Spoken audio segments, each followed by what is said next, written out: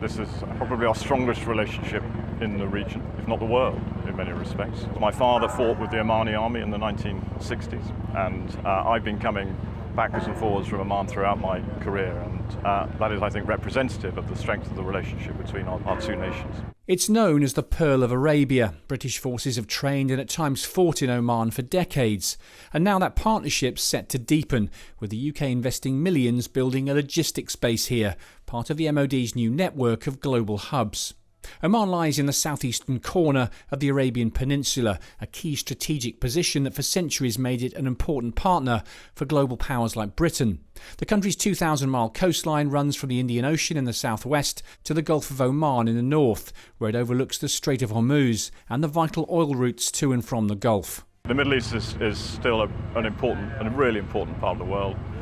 For us and indeed for the world. And you've mentioned Syria, but we also have an ongoing conflict in Yemen, and there is a degree of hostility between Iran and some of the Gulf states, and indeed some of the other states across the world that we all need to be conscious of, and not exclusively focus on that which is going on in our own backyard. Because there could be a perception amongst the general public, they've seen the Afghanistan departure, that we've kind of left the Middle East now, and that's kind of done with it. No, it's far from it.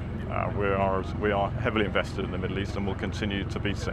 In 2017, a deal was signed allowing the Royal Navy access to the port of Duqm, 350 miles south of Muscat. Here, Oman is investing $10 billion building a deep-water facility, an international airport, and the biggest economic zone in the Middle East. And Duqm is where the British military is building its new logistics hub. This area behind me is being prepared for the next stage of that process as this facility triples in size over the next few years, creating a self-contained military base and for Britain a more sizable and permanent presence here in Oman.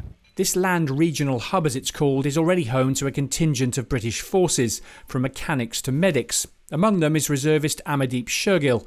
Back in the Midlands, he works in demolition. Here, he's supplying the troops with everything from clothing to tyres. Being able to be put in a new group of people on each exercise and leaving the country with a new set of people every time, it kind of opens you up to be a bit more vocal and being able to talk to like a vast group of people. It helps you as an individual, both on Civvy Street and within your military career, to be able to push yourself forward. 25-year-old Dominic Sinfield joined the army 3 years ago and is one of the tanker drivers keeping the battle group fuelled. It's very different from the UK. Getting used to the roads is one big one. Driving on the opposite side, going around the roundabouts the opposite way, that takes a bit of getting used to. And driving on the sand isn't too bad when you're driving a vehicle like that as well.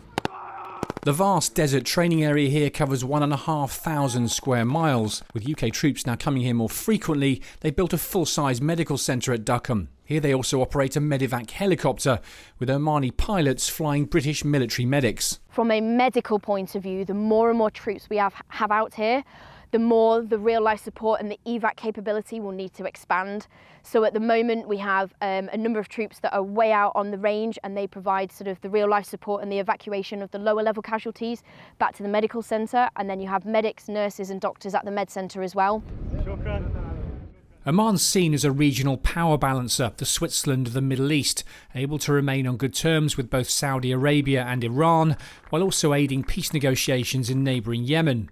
This hub at Duqm is the first permanent British base here since 1971. Evidence of just how important the UK believes this relationship and this regional mediator remains. Simon Newton, Forces News, Oman. If you enjoyed this video, don't forget to like and subscribe to our channel.